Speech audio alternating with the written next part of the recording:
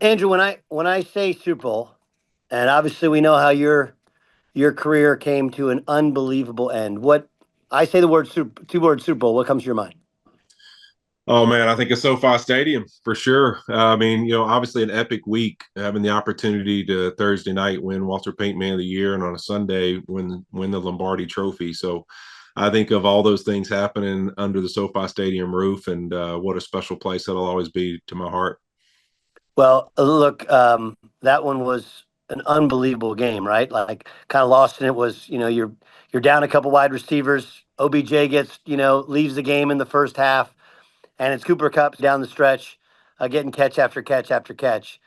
Um, in the moment, what do you remember about that final drive? I think the craziest part that I remember is, almost that feeling like here we are in the Super Bowl, and it felt like every drive we went out on the field, we lost a player. I mean, it was like as emotionally on the sideline, you're like, Odell just went down. Tyler Higbee had blown his knee out the week before, or 2 weeks before in the championship game.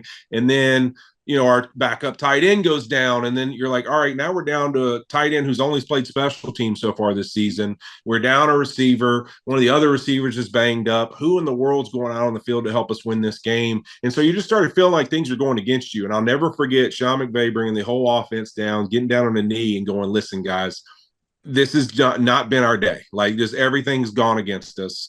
But right now, we're about to get the ball back. And if for the next 5 minutes you guys can go be unbelievable, you'll be world champions. And after he said that, it's almost like it just clicked in everybody's mind. Like, you're right. Like, no matter what's happened in this game, if we can just go on this drive and take this football and score a touchdown, we'll be world champions.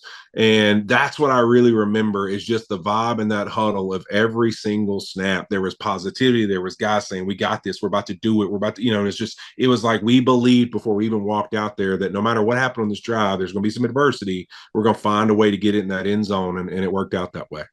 As somebody who was in the league as long as you were in the league and now covering the league since you ended, um, what are your feelings on the rematch? The idea of not just having two teams that faced off in the Super Bowl a couple years ago, but also having Kansas City there, because I do think that more social media wise, there's some Chiefs fatigue. But for you personally, what's your feelings about this rematch? Yeah, I think people talk about Chiefs fatigue, but I love good football. And, like, regardless of what people think about all the different things of why the Chiefs are there, the way they are able to make plays and be polished and at their absolute best in huge moments and continue to make teams play great to beat them. Like, you have to come up with some special play, some special moment if you want to win against them. They never give you the game. And to me, there's so much greatness in that it's more than just Patrick Mahomes being this special quarterback, that you've got to be able to beat Andy Reid. You got to be able to beat Steve Spagnuolo. You got to be able to beat Chris Jones. Like, they're going to find these ways to just make the plays in the moment. And it just seems like every single time teams can't find a way to make bigger plays. And so when you're able to put people in those positions, you have to get credit for that. And that's why they're sitting here with the opportunity to do something nobody in NFL history has ever done. At the same time, I love this Philadelphia Eagles team. And ever since the bye week, who they've been and really have stuck to that identity of we're going to show people we can run the football and go to the Super Bowl and win. What they did after 1 week rest, really where they were in their season to finish the season. I mean, this is a talented roster that's healthy, and to get a week off and be fresh, this is a great offensive line, and a Saquon has been out of his mind. I said I was never going to pick against the Chiefs again. I lost last week by picking the Bills because I thought they'd finally become the team. I think I'm going to do it again. I think I'm going to go Eagles. Tell me what you're doing for Pepsi for the Super Bowl. Yeah, I got an opportunity. Pepsi's hosting the first ever Pepsi Super Bowl boil, crowning the best seafood boil in the Big Easy, February 7th at Walden Park. It's going to be a really cool opportunity to come together. We got two of New Orleans' finest restaurants in Mr. Shrimp's Kitchen and Crawlin Seafood.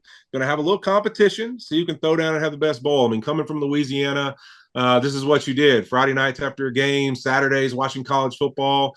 You get the table out and throw a cloth over it, throw the crawfish bowl out there, and sit around and fellowship and have a great time and tell stories. and enjoy food and fellowship and something nice, ice cold to drink. And in this case, it'll be some good Pepsi. And for me, some Pepsi Zeros. I'm watching my cows, Doug, in my retirement. So, it's going to be a good time. It'll be a lot of fun. I'm looking forward to judging it. I'm going to get a chance to be one of the lead judges. So I don't miss any opportunities to eat good food. So this will be a good opportunity to do that.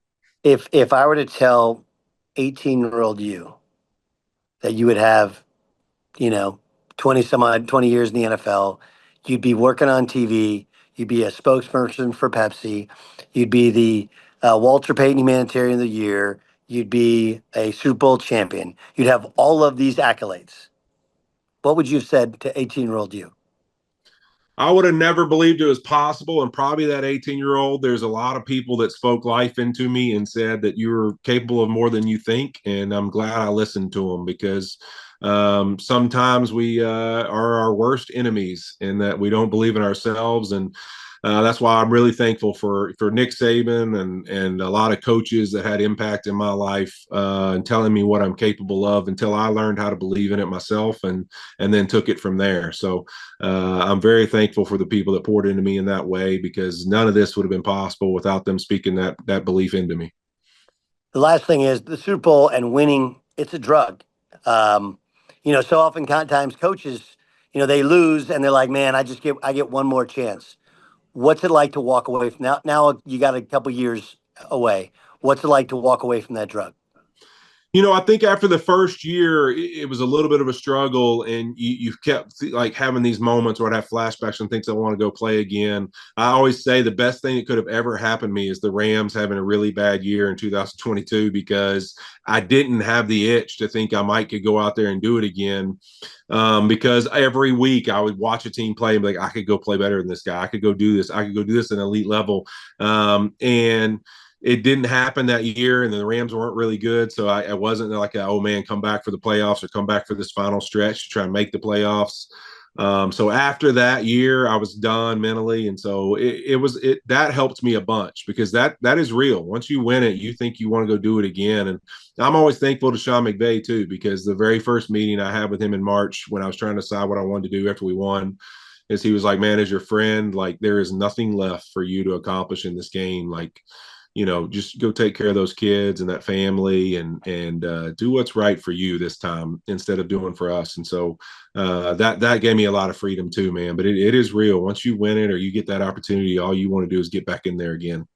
Date and time of the Bowl? 12-2, man. We're gonna have a good time, brother. It's gonna be good. Which day? It's Friday, February 7th. 12-2 Friday. at Walden Park in New Orleans, the Riverwalk Gazebo. It's a big time. My thanks for you and for Pepsi for letting us have you on, and we'll see you in NOLA. Can't wait. Look forward to it, brother.